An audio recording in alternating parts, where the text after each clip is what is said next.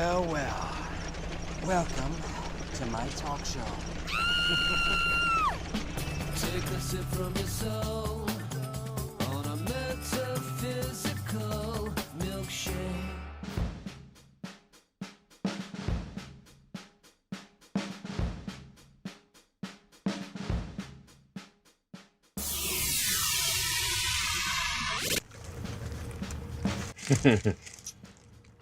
Tasty chicken burger.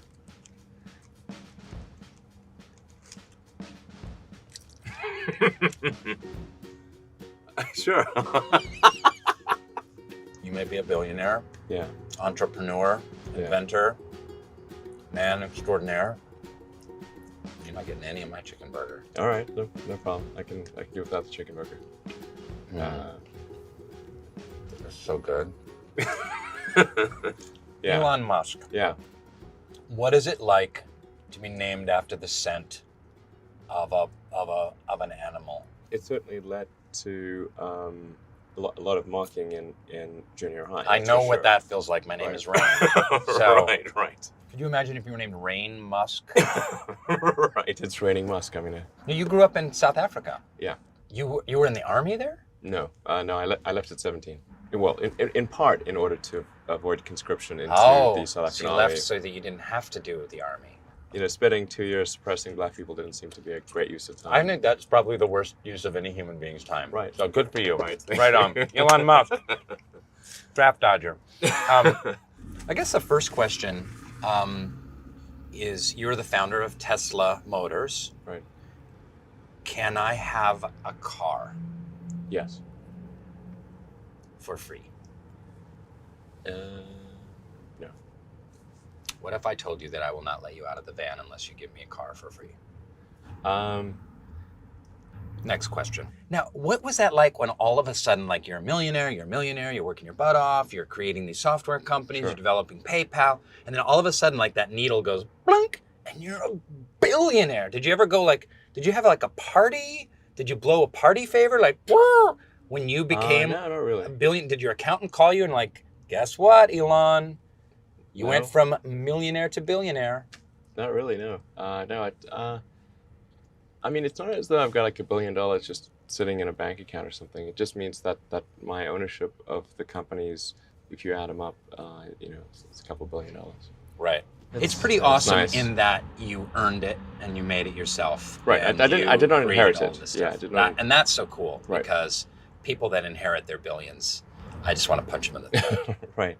I mean, actually, I do think that from a taxation standpoint, it's better if taxes are focused on it's on estate taxes when somebody dies, as opposed to taxes when somebody's living.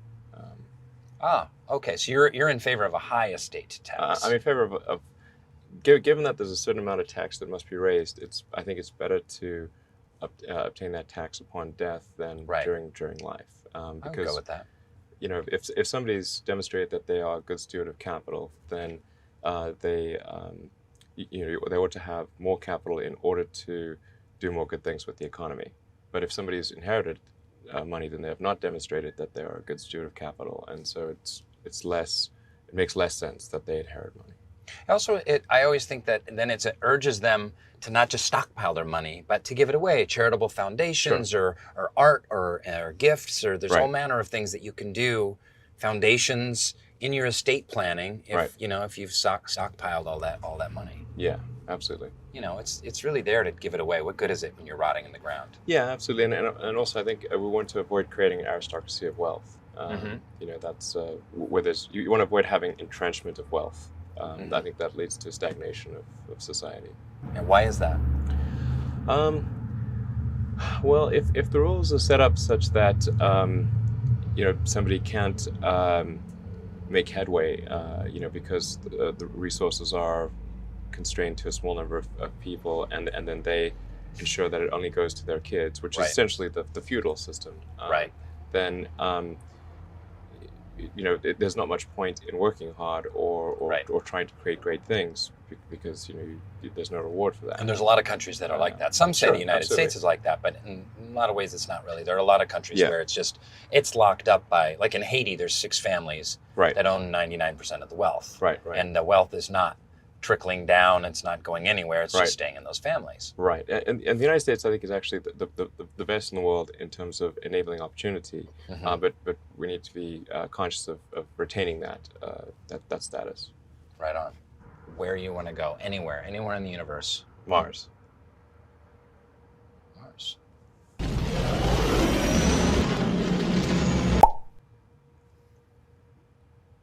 Wow, we're there.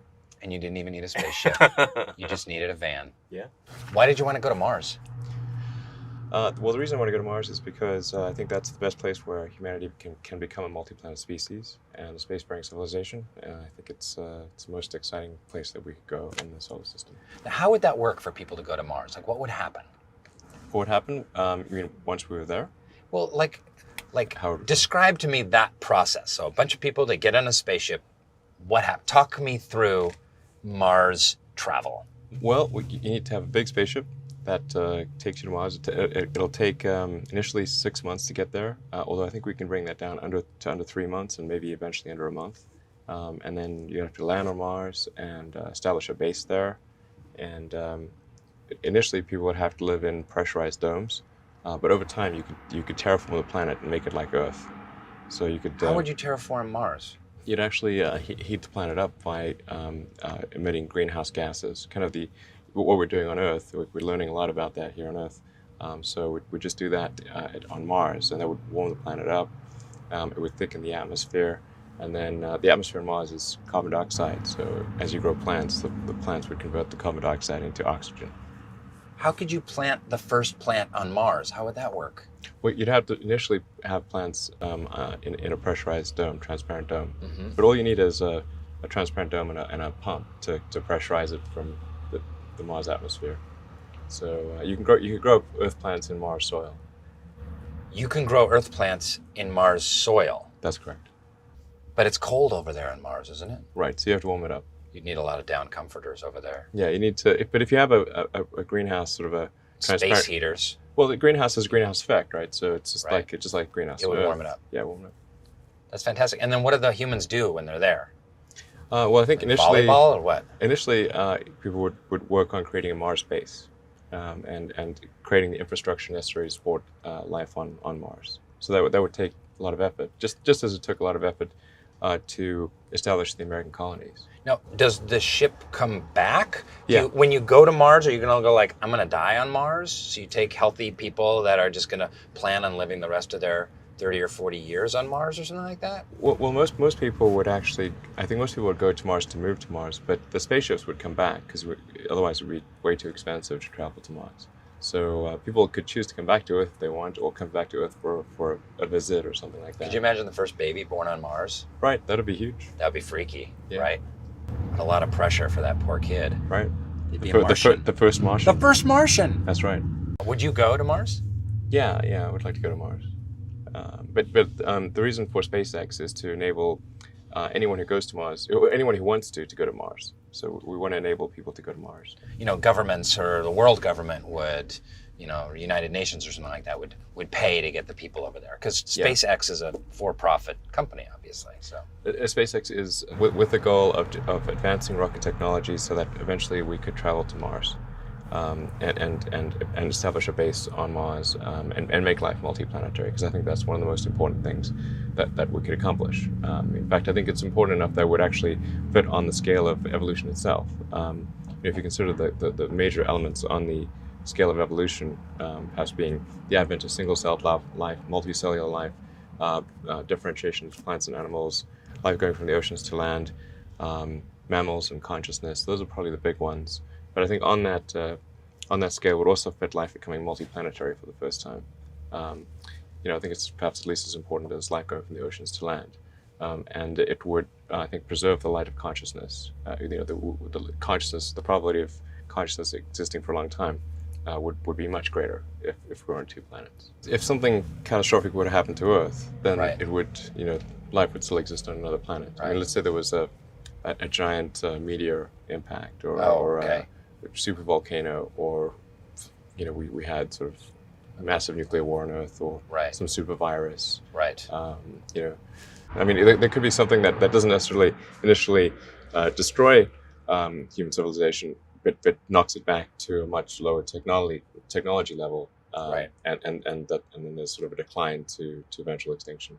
So I totally believe in science. I mean, science isn't something you believe in; it's something that just is. But you had referenced kind of the reverse climate change. But what drives me crazy is the climate change deniers. And what is up with that? Is it just become so politicized that they just have stopped believing scientists? That's what drives me crazy, is that people don't believe scientific reports. They believe conservative AM radio disc jockeys and certain, Fox News reporters instead of scientists. Right. I mean, it's I think it's problematic, and I think often that the debate is phrased in the wrong way. Because they'll often say, well, how do we know for certain that CO2 emissions cause global warming? And if you ask a scientist, do you know anything for certain? They will generally say, well, no, we don't know for certain, or we know hardly anything for certain. Right. But that's not the right question. The question is really, do we know that it won't cause global warming? And we absolutely do not know it won't cause global warming. In fact, it's quite the overwhelming opinion among the scientific community is that CO2 is causing global warming. And given that we will run out of oil anyway and must find a sustainable means of generating energy and consuming energy, it makes no sense to run this experiment. We're going to run out of oil and coal. These are finite resources. Sure. So why not look for those alternate resources and also potentially heal the planet's atmosphere at a much faster rate?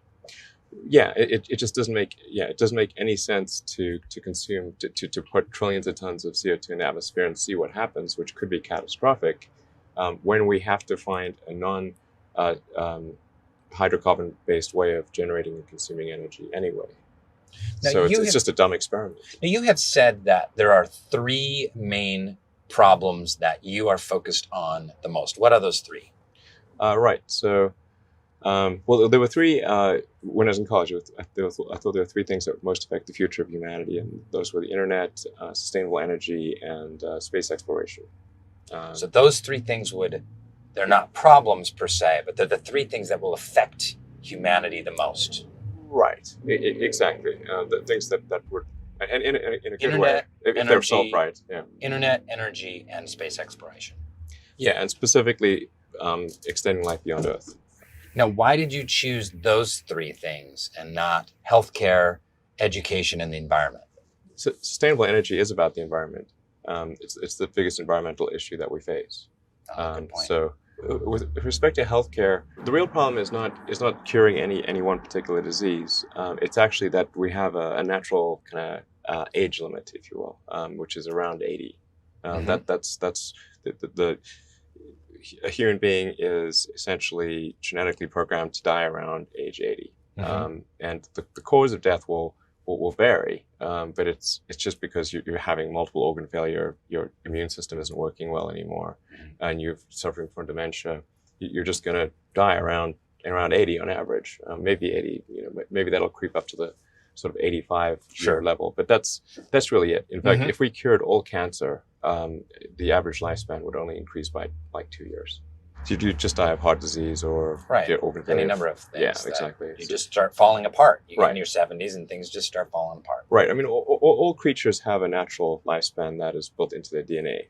So, for instance, fruit flies live I think a few weeks. Right. And it really doesn't matter. Can you reprogram the DNA? Well, Can you get in there and do that and reprogram human beings to live to 150? Well, see, that's essentially what would have to happen is in order to live longer, and particularly live longer in a sort of good way, a healthy way, healthy way, not just decrepit living in an old folks home. Right. I mean, you could be on life support, where you can't move and you've got one functioning neuron. That's not fun. Right. But so you'd have to reprogram the DNA in order to live longer in a healthy way. And so that's probably that's an area where I think there's likely to be breakthroughs, but it's going to take a while because of the sensitivity of experimenting with DNA.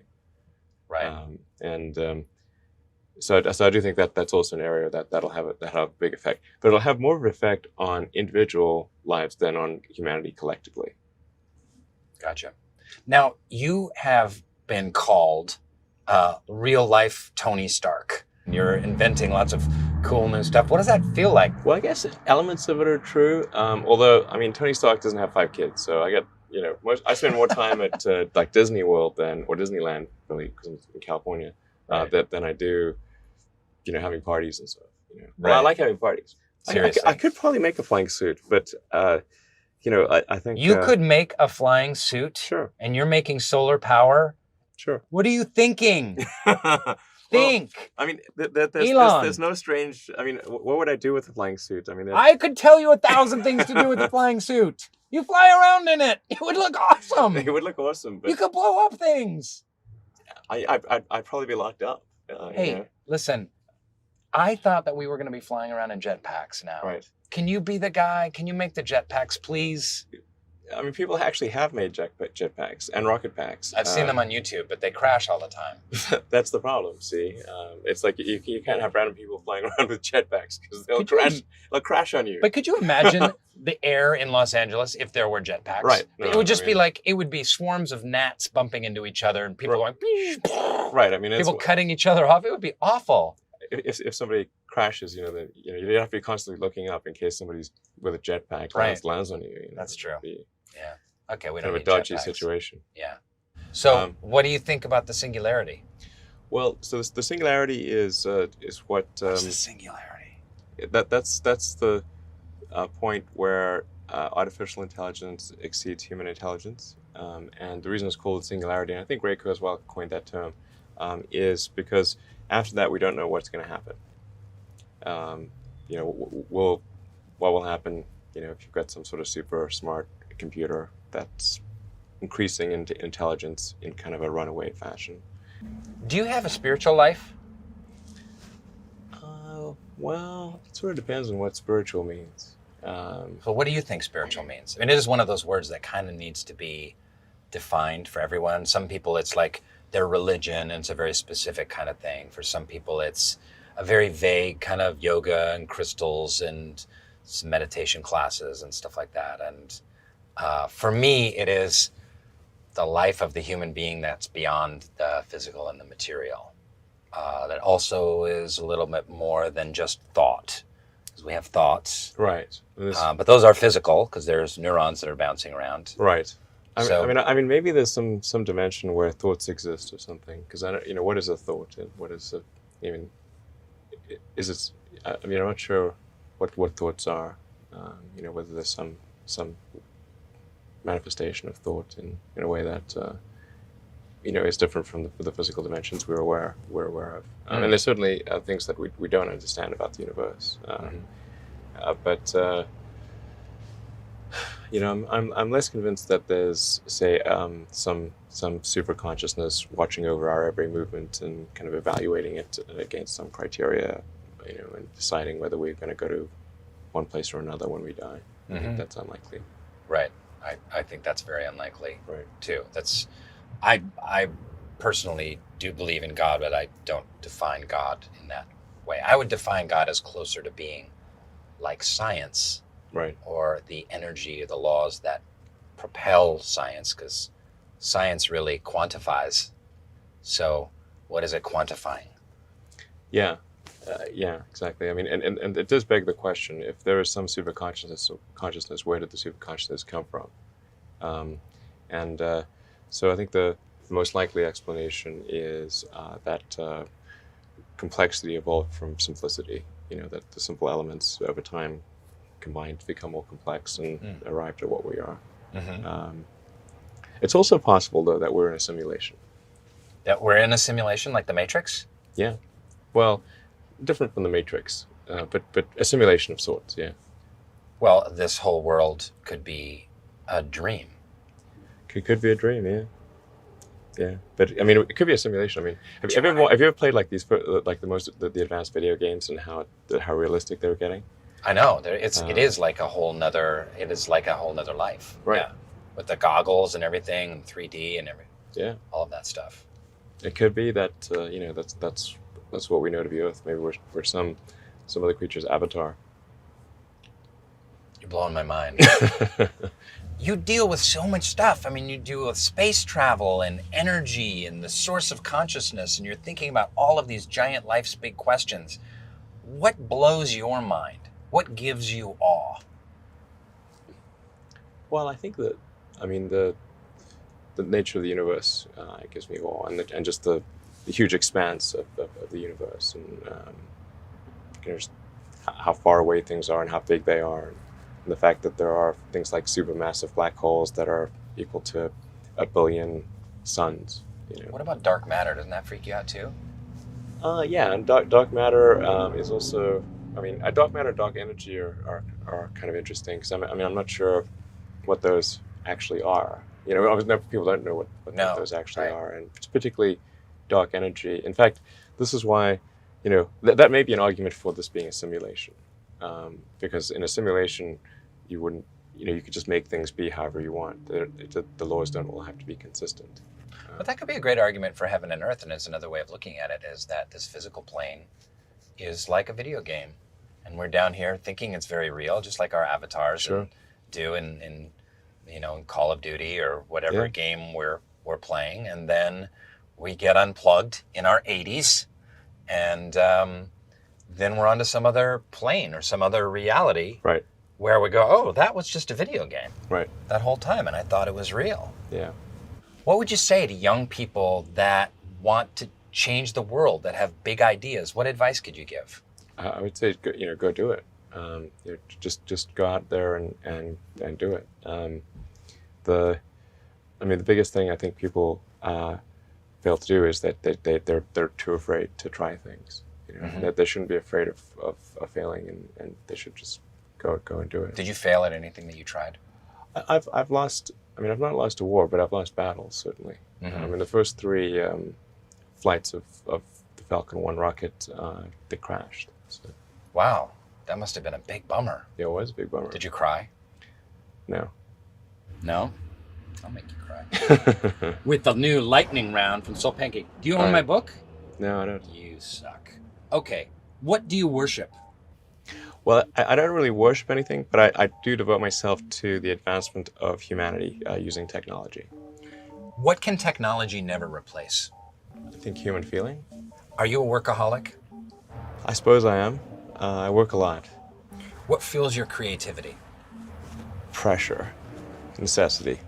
What do you do to unplug and relax? Well, I like going to the movies. I like going to parties, having dinner with friends. I go to Burning Man. That's pretty fun. Did you go to Burning Man? Sure. What do you do there? It's just like a crazy sort of Mad Max meets Vegas meets Alice in Wonderland. Do you put on a hippie wig? No, I usually have some kind of costume. I went as Darth Vader once. Do you believe there's life on other planets? I think there's a good chance that there's simple life on other planets. It's much more of a question as to whether there's complex life like consciousness. With all the trillions of stars and all those trillions of planets, you don't think that, isn't that an arrogant statement to say we're probably the most evolved in all of the universe? Well, no, I'm not saying that we probably are. Just I think that the chances of consciousness are much lower, particularly in our galaxy. Because we have to ask the question, if there's consciousness, where is it? Can science and religion coexist? Probably not. Do you pray? I don't. I didn't even pray when I almost died of malaria. Wow, that's really not praying. Right. So you put your money where your bug spray was. Yeah. What's your life's big question? What's the big question you personally wrestle with? Well, I mean, I guess I wrestled with the question of what is the question? Like from the Hitchhiker's Guide to the Galaxy. The answer is the universe. What's the question? One of the world's greatest entrepreneurs is here in the back of my van. What's your big ideas? How do you want to be an entrepreneur? What kind of passion or dream do you want to pursue to make the world a better place, to take humanity to the next level? Can you upload it on a video or write it down in the comments below? I'll tell you what, I'll give you a bite. Okay. You give me a Tesla. Sounds like a good deal. Deal? Deal. Shit. Yes! Score! Soul Pancake, subscribe!